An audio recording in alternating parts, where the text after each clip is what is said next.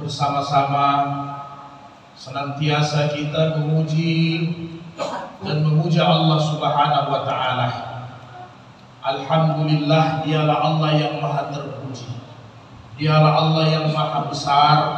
Dialah Allah yang maha suci. Dialah Allah, tidak ada Tuhan selainnya. Mudah-mudahan semua nikmat, semua karunia yang Allah berikan kepada kita sekalian, insya Allah akan menjadikan kita sebagai hamba-hamba yang senantiasa istiqamah dengan keimanan, istiqamah dengan amal saleh, istiqamah dengan ketakwaan kepada Allah Subhanahu wa taala. Demikian juga bersama-sama kita bersyukur atas nikmat Islam, nikmat baginda Rasulullah sallallahu alaihi wasallam. Bersama-sama kita mengirimkan salawat dan keselamatan kepada beliau. Insyaallah Allah nanti di hari kemudian menempatkan kita di tempat yang mulia bersama baginda Rasulullah Muhammad sallallahu alaihi wasallam, dan kita semua orang-orang yang akan mendapatkan syafaat, orang-orang yang akan bersama Rasulullah di dalam surganya Allah nanti di hari kemudian. Amin ya rabbal alamin. Allahumma salli ala sayyidina Muhammad wa ala ali sayyidina Muhammad fil alamina innaka Hamidum Majid. Assalamu alayka ya Aba Qasim. Assalamu alayka ya Aba Abdullah. Assalamu alayka ya Aba Ibrahim. Assalamu alayka ya Nabi Allah. Assalamu alayka ayuhan Nabi wa rahmatullahi wa barakatuh. Ma'asyiral muslimin rahimakumullah.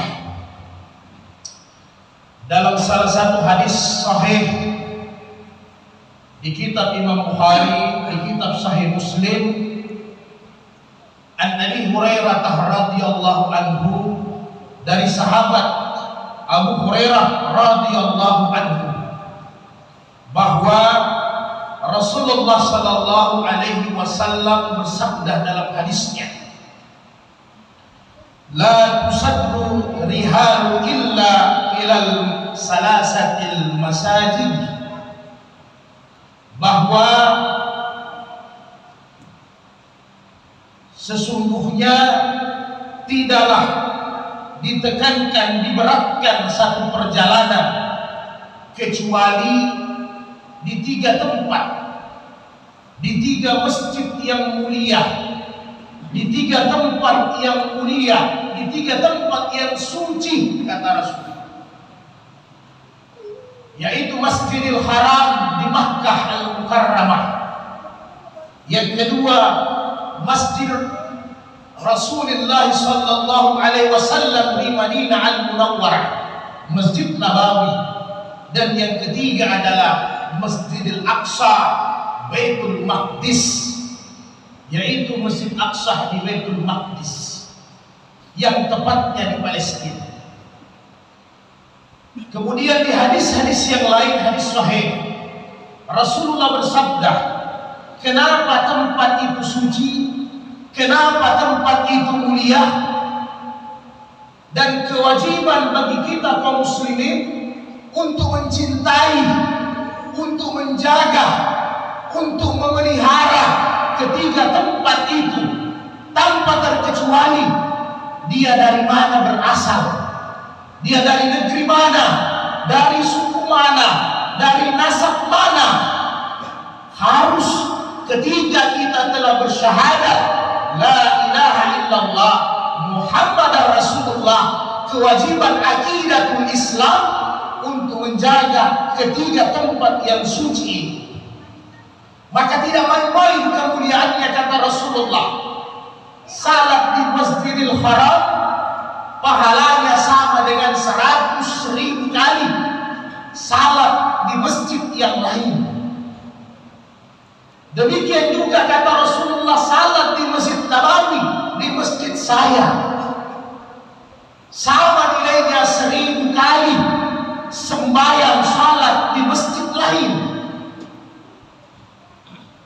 Dan demikian juga kata Rasulullah, salat di Masjid Aqsa di Baitul Maqdis pahalanya sama dengan 500 kali sembahyang di tempat lain. Di hadis sahih lain dijelaskan pahalanya 250 kali sembahyang di tempat lain. Sehingga kata Rasulullah, apabila kalian hidup, berupayalah memasang niat, menguatkan niat untuk datang ke 3 tempat ini. Berniat sebelum kita meninggal dunia, diniatkan dengan niat yang kuat untuk dapat salat di 3 tempat ini.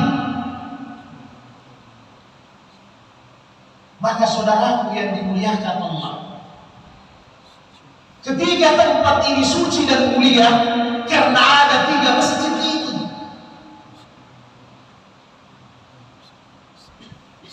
Madinah Al-Munawwarah itu suci karena di situ ada masjidnya Nabi Nabawi. Di situlah Rasulullah mendidik umat. Masjid Haram, di situ ada Ka'bah. Di situ kesempurnaan rukun Islam. Nabi Ibrahim telah meletakkan rukun-rukun haji di situ.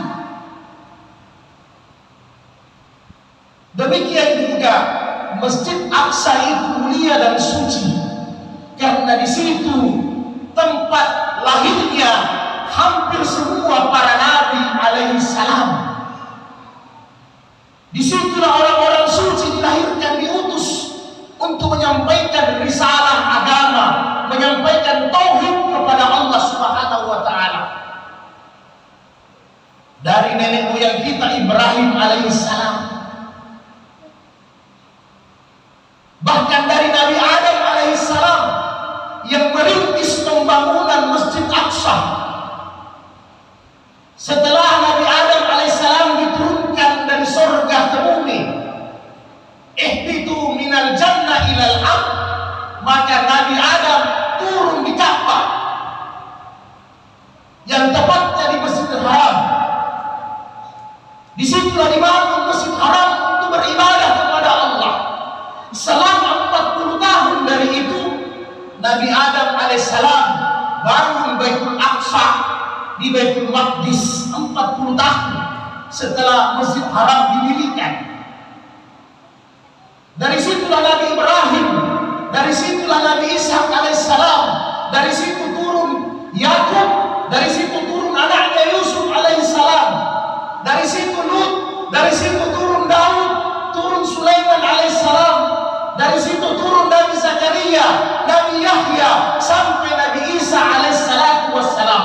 Semua berasal dari Aqsa.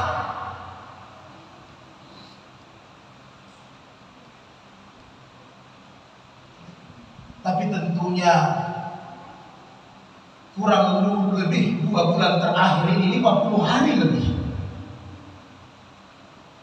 kesucian Aqsa agak-agak terganggu.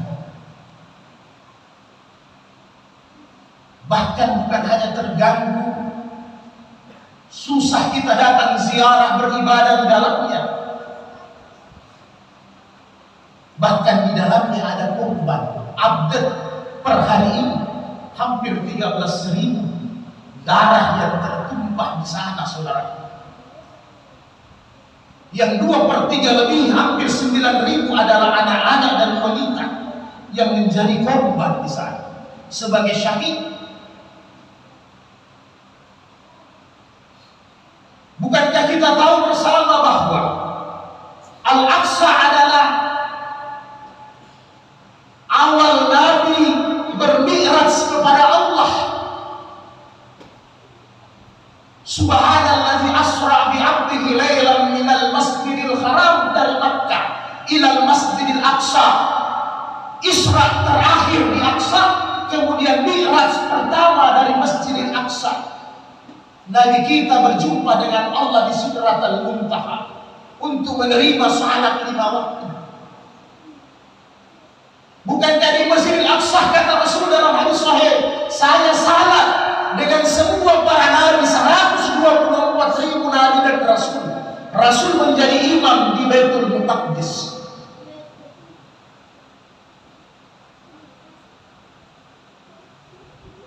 maka tentunya kewajiban kita untuk menjaga ketiga tempat yang suci ini. Apabila terganggu, maka wajib bagi kita untuk menjaga, untuk mengambil alih ketiga tempat suci ini, karena ini adalah amanah dari Allah dan Rasul-Nya untuk kita semua umat Islam tanpa terkecuali. Ini amanah kita, ini amanah agama, amanah yang paling besar dari semua amanah, dari semua tanggung jawab yang ada di dunia ini. Lebih penting daripada tanggung jawab keluarga, tanggung jawab masyarakat, tanggung jawab negara, di atas segala-galanya tanggung jawab agama lah yang tertinggi, saudara.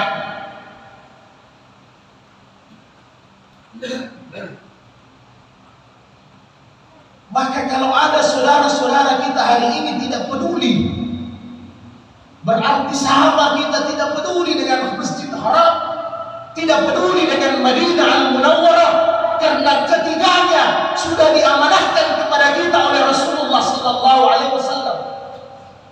Bukan masyarakatnya, bukan negaranya merdeka atau tidak, tetapi di situ ada tempat suci yang kita berkewajiban untuk memelihara dan menjaganya. Apabila ada rombongan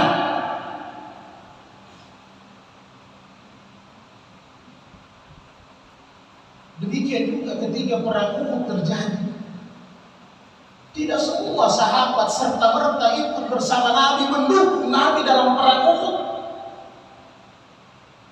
Ada sekelompok orang-orang munafikin, Abdullah bin Ubay dengan teman-temannya, Abdullah bin Ubay CS, yang menakut-nakuti sahabat-sahabat Nabi.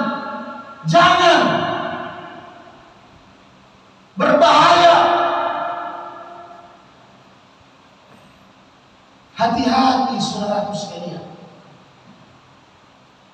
Maka bagi kita yang tentunya jarak kita sangat jauh, paling tidak ada sesuatu yang kita buat, ada andil, sehingga nanti kita dipertanggungjawabkan di hari kemudian, ditanya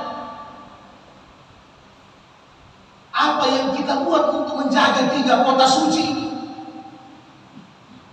Ada jawaban yang bisa kita jawab nanti di hadapan Allah. Maka para ulama kita memberikan kemudahan untuk kita semua. Paling tidak, yang pertama, kirimkan doa setiap saat kepada mereka. Dalam hadis sahih, ad-do'a'u silahul mu'minin, doa itu senjata yang paling mujarab bagi orang mukmin, itulah doa. Dalam hadis-hadis sahih yang lain, maukah kalian aku tunjukkan sesuatu yang bisa menghancurkan musuh, kata Nabi, sesuatu yang bisa mendatangkan rezeki, kata Nabi. Maka sahabat bertanya, mau ya Rasul, jelaskan kepada kami. Maka kata Rasulullah, berdoalah senantiasa kepada Allah, baik siang maupun malam, minta, munajat, memohon kepada Allah. Itu senjata yang luar biasa. Setiap kita salat, mengirimkan doa kepada kedua orang tua kita, utamanya yang dikubur di alam barzakh, jangan lupa selipkan doa kita untuk Masjidil Aqsa, selipkan doa kita untuk saudara-saudara kita di Palestina yang berjuang mempertahankan, menjaga Baitul Maqdis. Jangan lupa saudara. Kemudian yang kedua, dunia hari ini adalah dunia teknologi. Bagi kita yang mempunyai keahlian IT, jangan hanya memegang saja Android kita, memegang saja hanya di komputer kita 24 jam. Nanti ditanya sama Allah, jari-jari kita ini ditanya sama Allah. Nikmat teknologi ini akan ditanya sama Allah. Maka paling tidak kita ada andil untuk memberitakan berita-berita yang benar. Lawan mereka dengan media, minimal dengan berita-berita yang benar, bukan yang hoax, agar tersebar di seluruh dunia. Semangat tetap, kebangkitan Islam akan tetap. Minimal ada andil dari jari-jari kita, saudara. Bukan sebaliknya. Kita yang memojokkan agama kita sendiri, kita yang merendahkan kita punya agama sendiri, kita yang merendahkan kita punya rumah suci sendiri. Kemudian yang ketiga, donasi. Allah tidak minta berapa banyak dan besarnya. 1 rupiah kita niatkan untuk mereka, insya Allah Allah akan balas dengan ganjaran yang besar. Bukan hanya pahala sebenarnya, harta yang keluar walaupun sedikit akan bersaksi nanti di hari kemudian. Dia ada andil untuk menjaga kota suci Baitul Maqdis. Wa ma anfaqtum min syai'in fa huwa yukhlifuhu wa huwa khairur raziqin, kata Allah. Apapun yang kamu berikan sedikit, apapun yang engkau berikan sesuatu walaupun sedikit, maka sesungguhnya Allah akan balas, Allah akan ganti. Wa huwa khairur raziqin, karena dialah Allah Maha pemberi rezeki yang terbaik.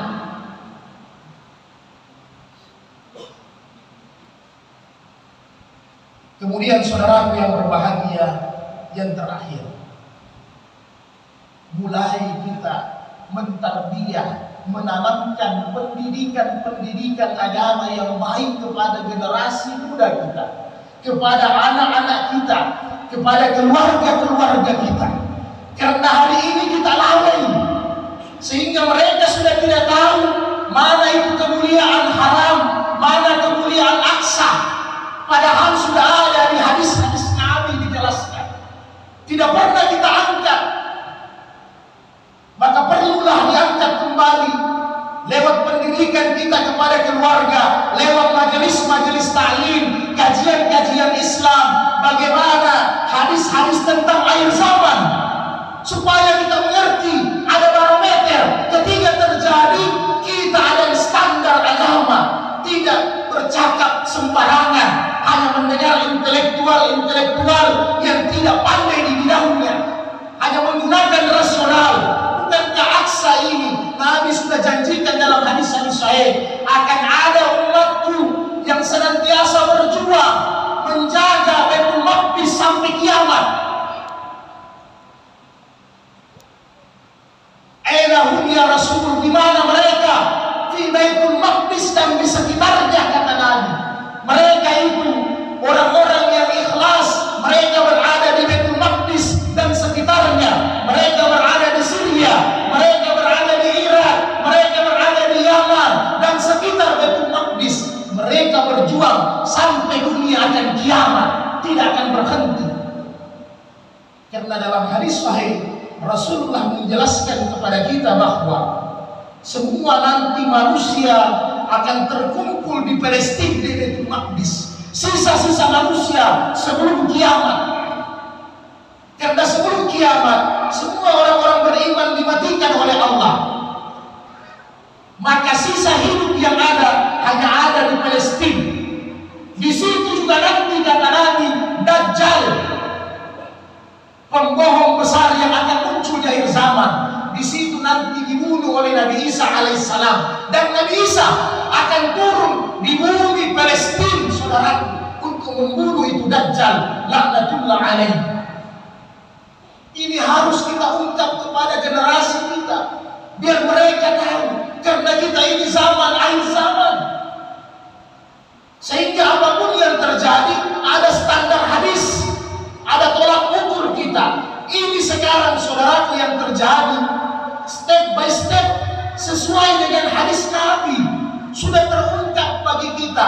Apabila kita kaji, kita pelajari hadis-hadis akhir zaman, ini sudah terlihat oleh kita makin dekatnya kiamat, makin dekatnya kemenangan umat Islam.